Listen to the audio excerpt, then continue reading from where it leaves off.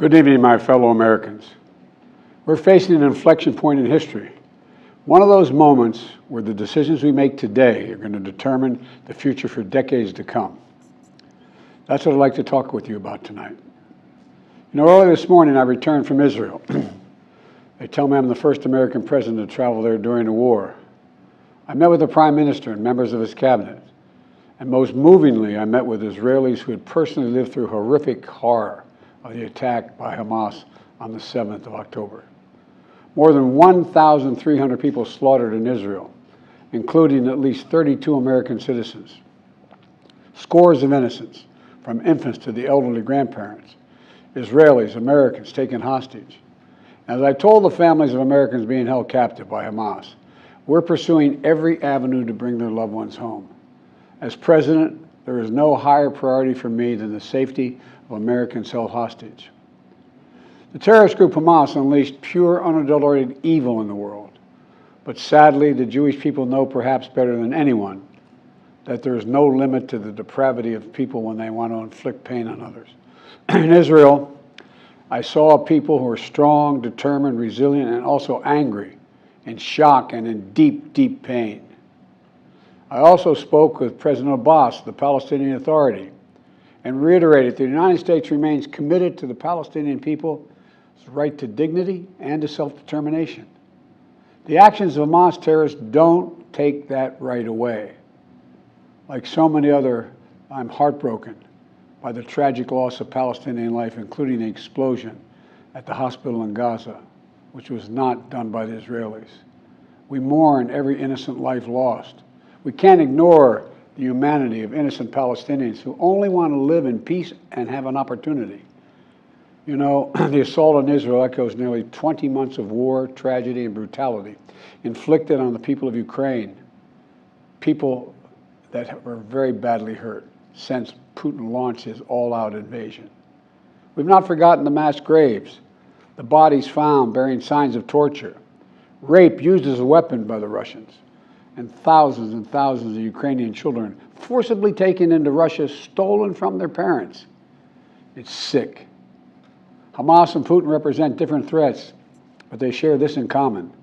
They both want to completely annihilate a neighboring democracy, completely annihilate it.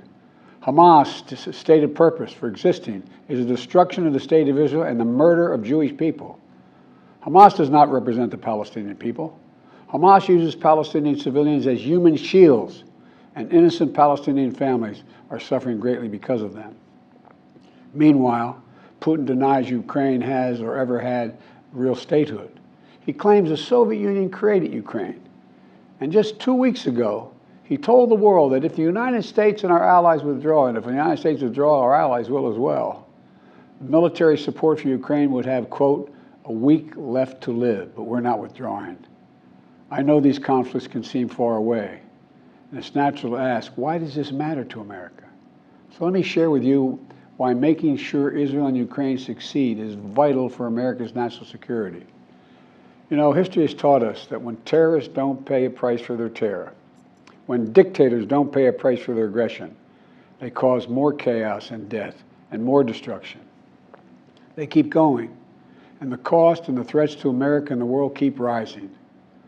So if we don't stop Putin's appetite for power and control in Ukraine, he won't limit himself just to Ukraine.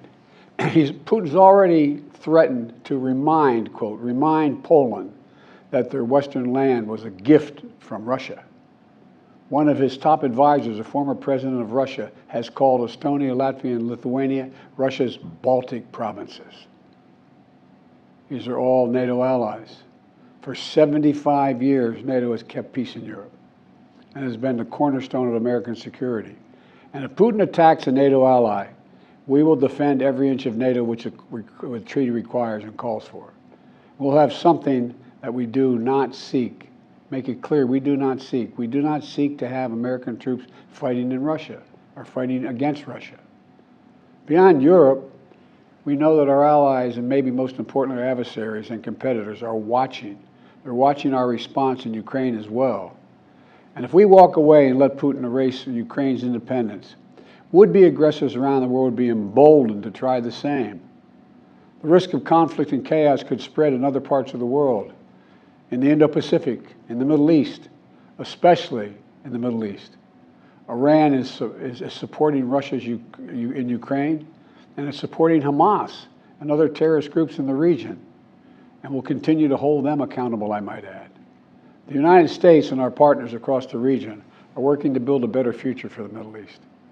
One where the Middle East is more stable, better connected to its neighbors, and through innovative projects like the India-Middle East-Europe Rail Corridor that I announced this year at the summit of the world's biggest economies.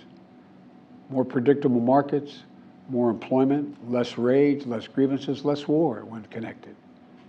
It benefits the people, it would benefit the people of the Middle East, and would benefit us. American leadership is what holds the world together. American alliances are what keep us, America, safe. American values are what make us a partner that other nations want to work with. To put all that at risk, if we walk away from Ukraine, if we turn our backs on Israel, it's just not worth it. That's why tomorrow I'm going to send to Congress an urgent budget request to fund America's national security needs, to support our critical partners, including Israel and Ukraine. It's a smart investment that's going to pay dividends for American security for generations. Help us keep American troops out of harm's way. Help us build a world that is safer, more peaceful, more prosperous for our children and grandchildren. In Israel, we must make sure that they have what they need to protect their people today and always. The security package I'm sending to Congress and asking Congress to do is an unprecedented commitment to Israel's security that will sharpen Israel's qualitative military edge, which we've committed to, the qualitative military edge. We're going to make sure Iron Dome continues to guard the skies over Israel. We're going to make sure other hostile actors in the region know that Israel is stronger than ever and prevent this conflict from spreading. Look, at the same time, President Netanyahu and I discussed again yesterday the critical need for Israel to operate by the laws of war. That means protecting civilians in combat as best as they can. The people of Gaza urgently need food, water, and medicine. Yesterday, in discussions with the leaders of Israel and Egypt, I secured an agreement for the first shipment of humanitarian assistance from the United Nations to Palestinian civilians in Gaza. If Hamas does not divert or steal these shipments, we're going to provide an opening for sustained delivery of life-saving humanitarian assistance for the Palestinians. As I said in Israel, as hard as it is, we cannot give up on peace. We cannot give up on a two-state solution. Israel and Palestinians equally deserve to live in safety, dignity, and peace. You know, and here at home, we have to be honest with ourselves. In recent years, too much hate has given too much oxygen, fueling racism, the rise of anti-Semitism, and Islamic phobia, right here in America. It's also intensified in the wake of recent events that led to the horrific threats and attacks that both shock us and break our hearts. On October 7th, terror attacks have triggered deep scars and terrible memories in the Jewish community. Today, Jewish families worried about being targeted in school, wearing symbols of their faith, walking down the street, or going out about their daily lives. And I know many of you in the Muslim American community, the Arab American community, the Palestinian American community, and so many others are outraged and hurting, saying to yourselves, here we go again with Islamophobia and distrust we saw after 9/11. Just last week, a mother was brutally stabbed. A little boy, here in the United States, a little boy who just turned 6 years old was murdered in their home outside of Chicago. His name was Wadiha, a proud American, a proud Palestinian American family. We can't stand by and stand silent when this happens. We must, without equivocation, denounce anti-Semitism. We must also, without equivocation, denounce Islamophobia. And to all you hurting, those of you hurting, I want you to know I see you. You belong. And I want to say this to you. You're all America. You're all American. This is in a moment, in moments like these, when fear and suspicion, anger and rage run hard, that we have to work harder than ever to hold on to the values that make us who we are. We're a nation of religious freedom, freedom of expression. We all have a right to debate and disagree without fear of being targeted in schools or workplaces or in our communities. We must renounce violence and vitriol. See each other not as enemies, but as fellow Americans.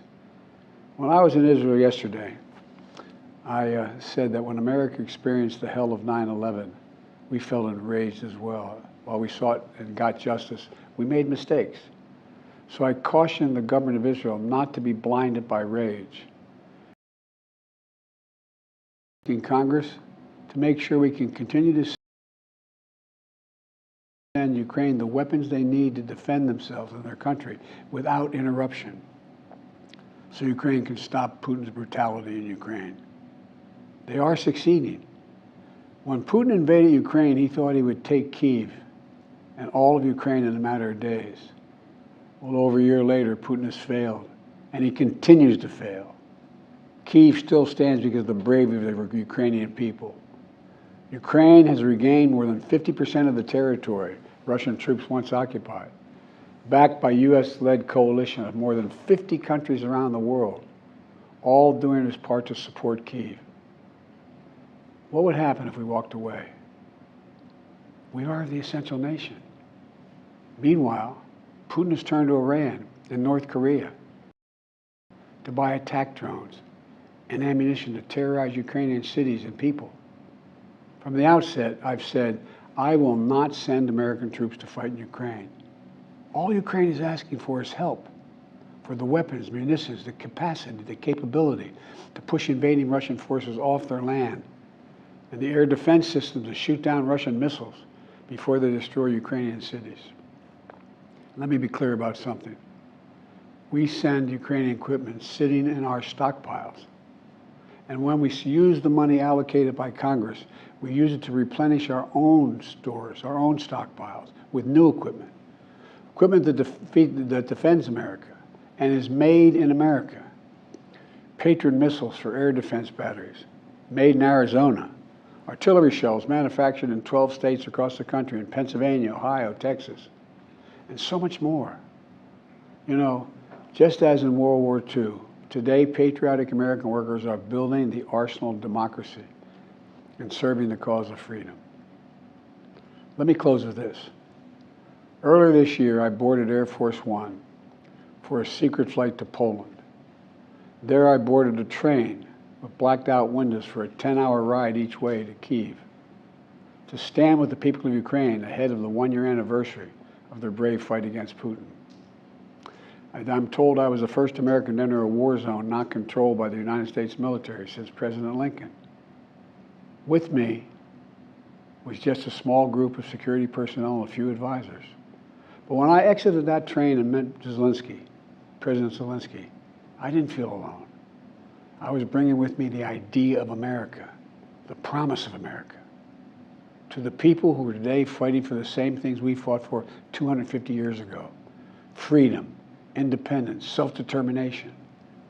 And as I walked through Kyiv with President Zelensky, with air raid sirens sounding in the distance, I felt something I've always believed, more strongly than ever before. America is a beacon to the world. Still.